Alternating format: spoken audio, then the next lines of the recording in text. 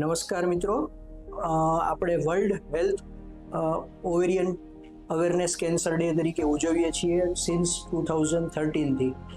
આ દિવસનું મહત્ત્વ આપણા માટે એ છે કે આપણે પબ્લિકમાં ઓવેરિયન કેન્સર વિશે અવેરનેસ ક્રિએટ કરી શકીએ, ઓવેરિયન કેન્સરનું અર્લી ડાયગ્નોસ કરી શકીએ, તેમજ તેની સંપૂર્ણ ટ્રીટમેન્ટ વિશે પેશન્ટ અને પબ્લિકમાં માહિતી પહોંચાડી શકીએ અને જે લોકો આ કેન્સરથી પીડાય છે તેને આપણે સપોર્ટ કરી શકીએ.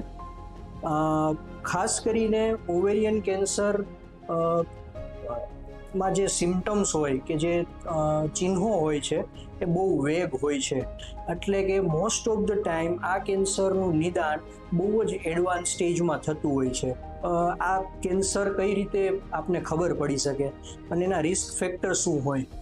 Most of the time family history અને જીનેટિક ફેક્ટર્સના કારણે જ આ કેન્સર થતું હોય છે.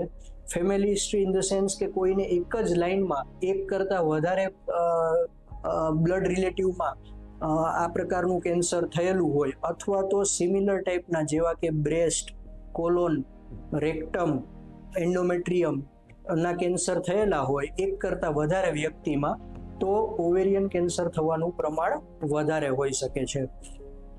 આની સાથે સાથે અમુક હોર્મોનલ ફેક્ટર્સ બી કામ કરતા હોય છે, જેમ કે પોસ્ટ મેનોપોઝલ વુમનમાં અગર કોઈ હોર્મોન રિપ્લેસમેન્ટ થેરાપી લેતું હોય તો તેને બી ઓવેરિયન કેન્સર થવાનું રિસ્ક થોડુંક વધારે હોય છે. જીનેટિક મ્યુટેશન્સ જેવા કે BRCA1 અને BRCA2 જો કોઈને નિદાન થાય કોઈના ફેમિલીમાં, તો એવા લોકોને બી ઓવેરિયન કેન્સર થવાનું શક્યતા વધારે રહેલી હોય છે. તો આ બધા મેઇન રિસ્ક ફેક્ટર્સ છે કેન્સર થવા માટેના. કોઈ બી સ્ત્રીને હોય તો એનું તાત્કાલિક ડૉક્ટર પાસે જઈ અને એકવાર ચેકઅપ કરાવવું પડે, એટલે તો આપણે એને જલ્દી પકડી શકીએ. જેમ કે એબ્ડોમેનની સોનોગ્રાફી અને બ્લડ રિપોર્ટ CA-125, એના ઉપરથી ઘણીવાર આપણે આઈડિયા આવી શકે કે કોઈને કેન્સર છે કે નહીં. તો ખાસ મારી નમ્ર વિનંતી છે કે જેમને બી આ કેન્સર થોડું બી એવું ડાઉટ લાગતું હોય તો તાત્કાલિક ડૉક્ટરનો અભિપ્રાય લે અને એમની ગાઈડન્સ લે.